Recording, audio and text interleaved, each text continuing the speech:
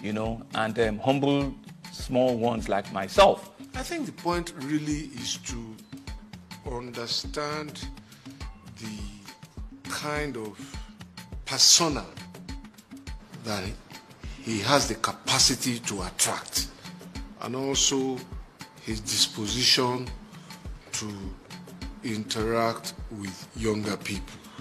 Multidimensionally, of course, from the street trader to the university professor. And he has a knack for promoting talented people into position of relevance. He's very good at putting round pegs in round holes. As a followership of people that can lay claim to have been made by him, I can be said to be one of them in that when I came into politics the first time, he supported me to be governor. He was here in Ondo State, campaigned for me.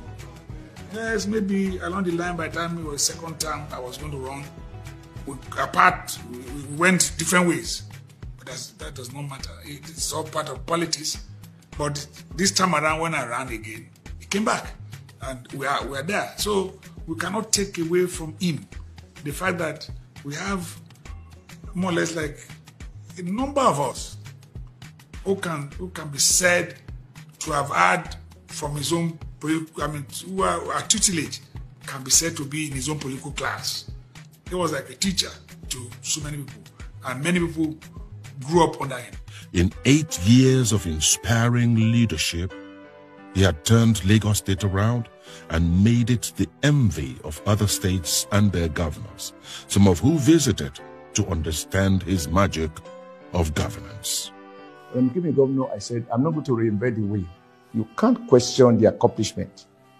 As a city governor, I envied what he accomplished in Lagos. And I could still remember when he was governor of Lagos State, he was on the 3rd Mainland Bridge, and there was an accident. He bumped into that accident and saw someone who had been badly injured. He stopped his convoy and personally picked on the victim and took that victim to the hospital and stayed with the victim, and later asked the Commissioner for Health to stay there and make sure the people that were badly wounded were properly taken care of. That is a worthy example.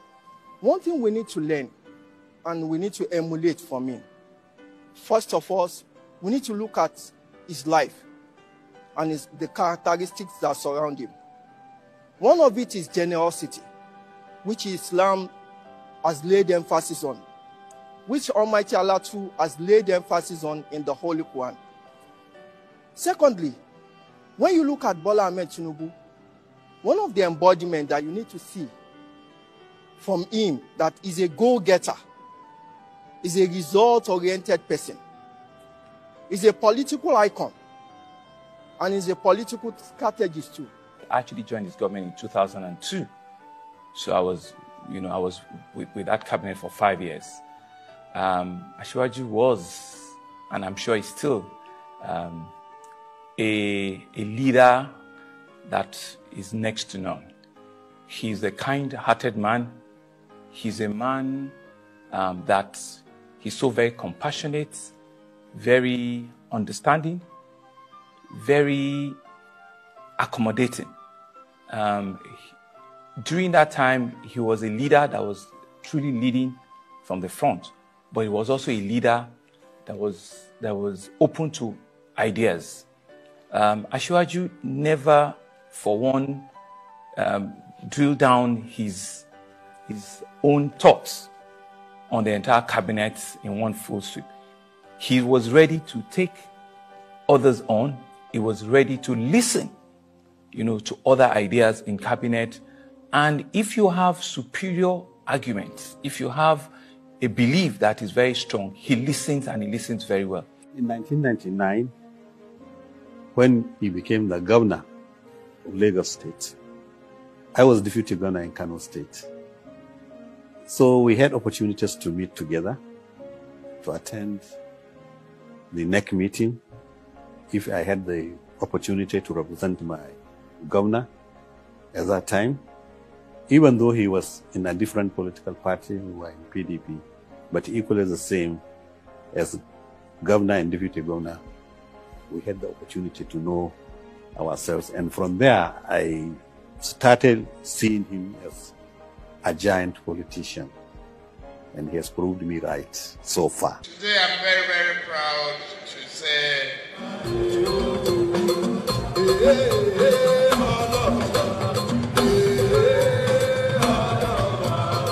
someone that is not very easy to describe. Asiwaju remains an enigma. He is highly intelligent, he's very tenacious, extremely courageous, he's very dependable and very reliable. He's a very consistent person.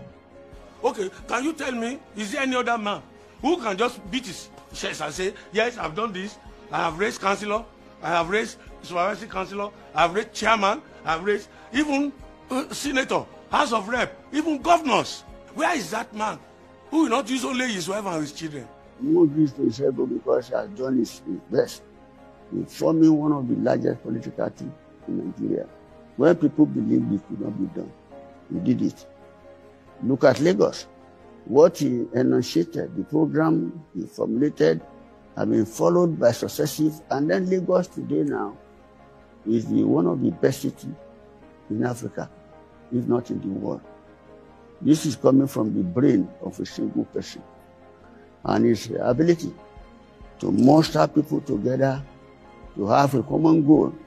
Tinubu is one of the best governors Lagos State has ever produced. And consequence governor has followed his footsteps. He has also improved on the life of our youth. We sincerely assess him. I think his tenure in Lagos State, he did his best. He listens to everybody. But when he's by himself, later at night, middle of the night, you know the man that never sleep. Sometimes we have dinner around 2 a.m., 3 a.m., not only me, with him alone, with other people like that. That's when he start thinking what everybody has said since morning. Then he'll come out with the right decision to make. He's been very consistent and has left people without wavering. This governance of Lagos was very forthright. His governance of Lagos very spectacular. As far back as at the time when I was there as chairman of the EFCC, we investigated almost all the governments then. And not just we, because we had very good quality partnership with the UK authorities and also America, FBI. And I remember we did a thorough job in looking into Lagos State, honestly, genuinely. And I told you we were working with Metropolitan Police closely, and they were also looking at some of the governments because we had very close relationship, with the UK. Our people go there, we do business, they are interested just like we are also interested in seeing things are done very well and proper in Nigeria. And the work we did, I remember I appeared before our National Assembly one time, and they were asking me about what somebody asked about Lagos State.